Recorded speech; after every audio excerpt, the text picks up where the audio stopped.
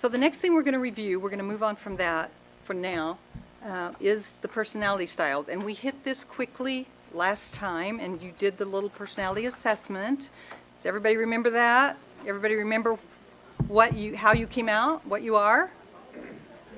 We're going to review those. Now, pay attention, because you're going to be getting to apply all of these things we've been talking about right as soon as we finish this. So it's going to be really important. Okay, first of all, let's talk about lions. Raise your hand if you identified yourself as a lion out of the personality profile. Lions? 1, 2, 3, 4. Okay. Okay. Somebody give me some characteristics of a lion. What are some strengths of a lion? Characteristics of a lion. Lions will get things done. Okay. Lion. Take charge. Take charge. Anybody else? Productive and purposeful. Protective and purposeful. Productive. Oh, productive. They're also protective, don't you think? Yeah. Productive and purposeful. Okay? What are some weaknesses of the lion? Can be. Overbearing. I want them all to hear somebody's voice besides mine. Overbearing, yes. Yes. What do you think a lion's leadership style is? What? Dictator. Can be dictator if it's out of balance. Can move into dictatorship. Okay? So I'd say that a lion's leadership style would be authoritarian. Wouldn't you? Craig? Tend to demand instead of request. Command and demand. Yeah. Command isn't necessarily a bad thing. Demand may be a little more negative than command. What about a lion's communication style? Very direct. Very direct. How can that be a problem? Sounds good, doesn't it? Saves time. Yeah. It's great if it's lion to lion, not so much if it's lion to retriever. And that is a good point, and one that I'd like to bring up. Actually, I thought about it before. If your team is predominantly lions, your communication style with each other is going to be a little bit different. You can yell and argue and whatever and be perfectly fine, but what you have to remember is you're in a different culture. And it will not be perceived as perfectly fine in a different culture. So even though all of you may be okay, people around you aren't. And what's more important? The people around you that you are bearing witness to, if they witness your behavior, and even though you're okay with it, I mean, they may see that you're okay, and maybe they'll learn from that arguing is not necessarily a bad thing, or even conflict is not necessarily a bad thing, but you don't know that they're going to reach that conclusion. You don't have a lot of time to help them to that conclusion. So the best thing is to be sure you're honoring the culture that you're in terms of your behavior. That's an instance of giving up your right. What, Craig? I think it's important to remind what you've always said, that these profiles are the same percentages in every culture, but to your point, how they handle and how they conduct themselves, there are different rules, but the profiles are still there. Sure, It's people are not like people, right. a lion isn't in an Asian culture, not at all, but Yeah. how they handle it and how they communicate just as strongly, just as demanding, but it's through other channels. Right, right. And you're not going to know all of those things. As you learn more about how to enter another culture, you're going to understand that what you see in another culture and what you think you understand in another culture is based totally on what we call it the tip of the iceberg.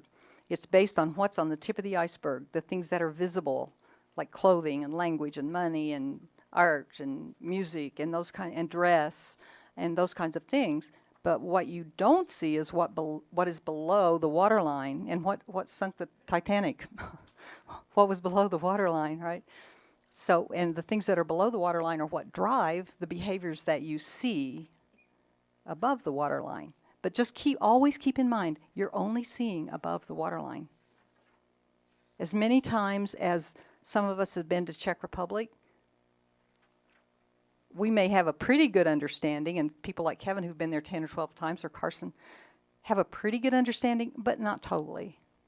Missionaries can live in a country for 20 years and live among the people, and they still don't totally get the culture. Okay. Miriam, where are you? Would you, now that you're eating, would you say that that's... Yeah, chew into the I'm microphone. going to say that I don't totally understand the Czech Republic. Because I live in Silesia, in a region that is in the northeast, and it's not the same as Prague, for example, or Bohemia. It's different. So sometimes I don't feel like Czech, because I say, oh, they are different. But I understand it because I grew up in the Czech Republic, I was born there, and I know what communism was like, so it is, but it is very difficult to understand people. Yes, and thank you. And Miriam also made a good point the other day when we were talking, and something that we need to remain conscious of. She was saying that even though her English is excellent, it's still exhausting for her to have to listen and think and speak in English all day long. And where at home she could go for 12 or more hours a day, here it's more like 4 hours a day because it is so mentally exhausting. So that's something you need to remember with your team members when you're on the field. It is exhausting to 12, 14 hours a day seek to understand and try to think in a different language and listen for different, it's tiring. So keep that in mind when you're trying to understand why your team members may be a little cranky. Try to give downtime so people can restore their energy. You know, because you may think, oh, you're just teaching English. How exhausted could you be? That's really exhausting because you're really having to focus. So, just something to keep in mind. Okay, moving on from lions. Oh, we could talk about this for so long. Let's talk about otters. How many otters do we have in here? 1, 2, 3, 4. Oh, wow. Okay, we're a happy group. We're a happy, energetic group. All right, what are some otter characteristics? Raise your hand so that Jim can get your answer. If you're an otter, I think otters tend to be persuaders and getting people enthused about things. Exactly. Otters are motivators, and they're inspirational. Robert, did you have a comment? Fun-loving. Fun-loving. That's right. All right. A lot of energy. High energy. Okay. Okay, what are some downsides to extreme otterness?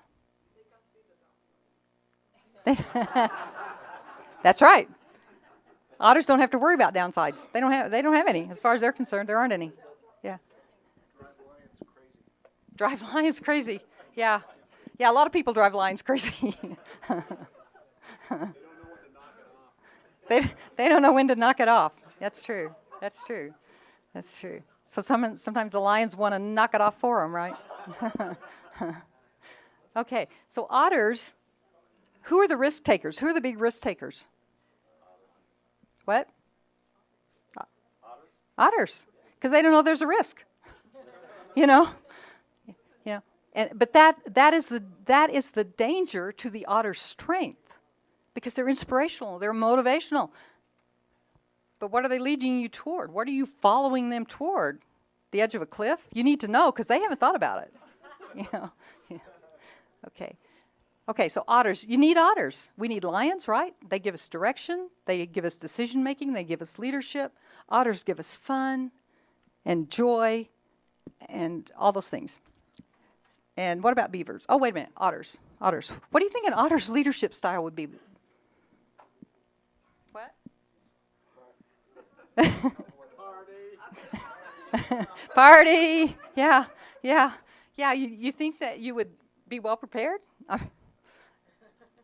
Okay, so what does an otter need to do? An otter would recognize that my strengths are not in organizing. My strength is motivating, inspiring, encouraging. So I need somebody right here, my friend the beaver, to help me plan, to be sure the details are in place, to do the organizing. Okay? All right, what about an otter's communication style? What is one really big characteristic of an otter? Talk a lot. They're very verbal. Otters are very verbal, a lot of words. So what do you think their communication style is?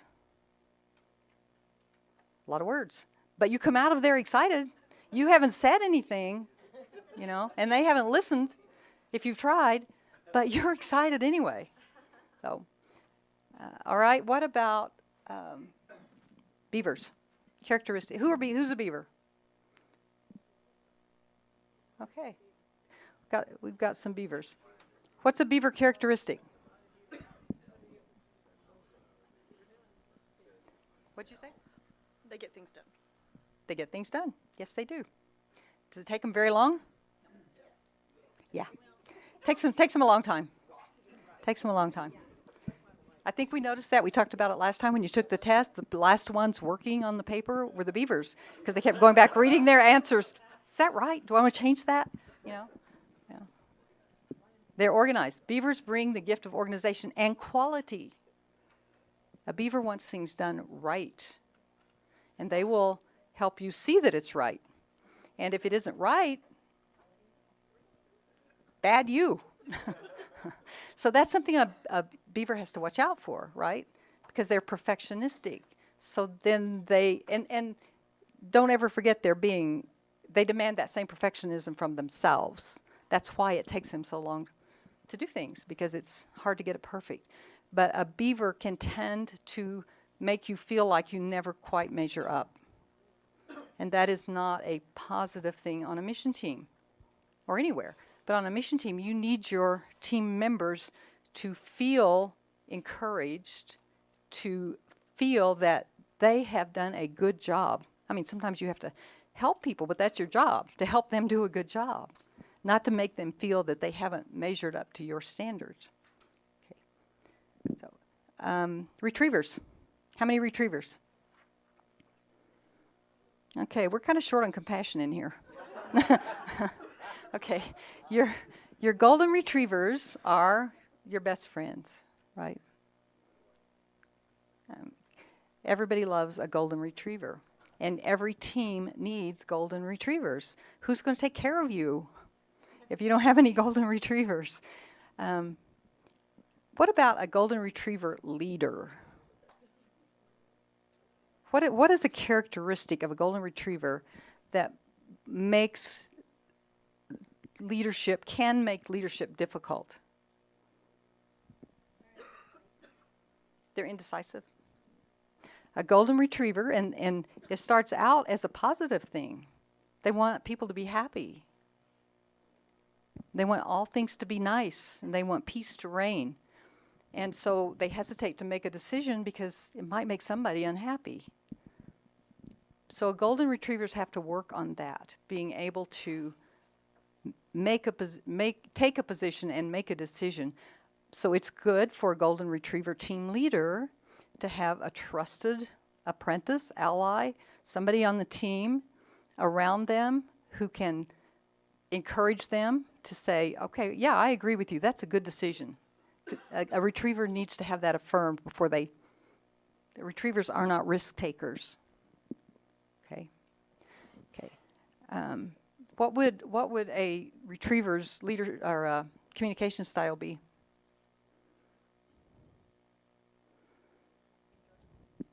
Indirect. Why? Why do you think that is true? They don't want to hurt anybody's feelings. So they very carefully choose their words. And so they use a lot of them. And they're euphemisms for everything. So you're busy going, wonder what that really means. So you can ostensibly have a very long conversation with a golden retriever and come out of it going, I don't know what we decided, you know. So retrievers need to learn to be more direct and learn to say no. Sometimes it's hard for a retriever to say no. Retrievers make great leaders because they're great at the pastoring piece of the team, the shepherding part of the team. They're putting their arms around you part of the team. So as you can see, every single personality style brings tremendous gifts to a team. Your job as the leader is to recognize those strengths in your team members and utilize them. You will be leading to your weaknesses by delegating to those folks who are strong in the areas that you're not. So it's important, and this is always fun, and we like to do it. Maybe if you've been exposed to the more sophisticated things like Myers-Briggs and the DISC and some of those, this seems silly. I don't know, but it is true on a base level. It's very true. You just have to keep in mind that nobody fits in a single box. Everybody has some of all of these characteristics and traits. And part of laying down your rights as a servant leader is to, or what you perceive as your right, is to find it within yourself to respond in the way a team member needs you to communicate with that team member in the way that they need you to. That's more work. If you're a lion, your tendency is going to be to just say, okay, here's the answer. Yes, we're changing. Go do it, kind of thing. If you're a servant leader, a lion servant leader, you're going to think about your audience. You're going to think, okay, I have to give bad news to this person. I have to let them know that the thing that they've prepared to do for 3 months actually isn't going to happen, and I need them to do this. Your tendency as a lion leader is going to be say, sorry, Jane, we need you to do this. No, that's not how you communicate that to Jane, who's a golden retriever. What does Jane need? She needs time to process change. Retrievers don't turn on a dime. They need to think things through. They need to kind of see down the road what it's going to look like. They need to know that their contribution is going to be valued in that area. So you have to communicate to Jane in a way that gets her on board, that doesn't isolate her. And, and that's true for if you're a beaver. Think about the communication types that we've talked about. A lion is direct, a retriever is indirect. See a problem? Yeah? A beaver is very detailed, tell you way more than you want to know or need to know. An otter will give you no detail. So if an otter is talking to a beaver, you think there's going to be some frustration on either part? Probably the beavers. The otter won't know. But so it's very important that you lay down your right to just work as you normally would and communicate as your human nature would have you to, but think about what's going to be best for your team member. The makeup of a team will depend somewhat upon the task. If it's construction, you're likely to have a high percentage of lions and beavers, maybe, but lions especially. If you're doing orphan care, feeding center, working with kids, even women's ministry, you're going to find a high percentage of retrievers. So it depends a lot on the task, But I've never tried to track it numerically. Be an interesting thing to do for somebody that knows how to do those kinds of things. What about the fact that golden retrievers aren't naturally risk takers when going on a mission trip seems to be more? That's why a lower percentage of team leaders, I think that's why, a lower percentage of team leaders actually are golden retrievers. Because it is more of a stretch for them. And again, where does the risk-taking capability come from? It comes from God, right? It's based on your trust in God. So a golden retriever with strong faith, high level of trust, will take that kind of risk. But retrievers tend to not want to take risks in relationships either. But it's certainly doable, and they do make wonderful team leaders when you find a well-grounded, spiritually mature golden retriever. God knows you need some of everything on a team, and I think sometimes we rush ahead of God, and we may recruit without even knowing it. If we're doing a lot of recruiting, we may be recruiting people that are just like us because that feels good and comfortable to us. You let God put together the team. You pray over each team member. That's why the interviews are so important. Bathe those interviews in prayer. Never go into an interview with a prospective team member without having prayed about it first. Pray with the person you're interviewing. And don't make a decision right on the spot unless God clearly tells you to. Take time to come away, pray, listen for God's voice. You want the team that God puts together. Not necessarily the team that feels you think will be more fun or you think it'll be easier for you to lead. You know, yeah, we'll get it done. Because God has something for everybody.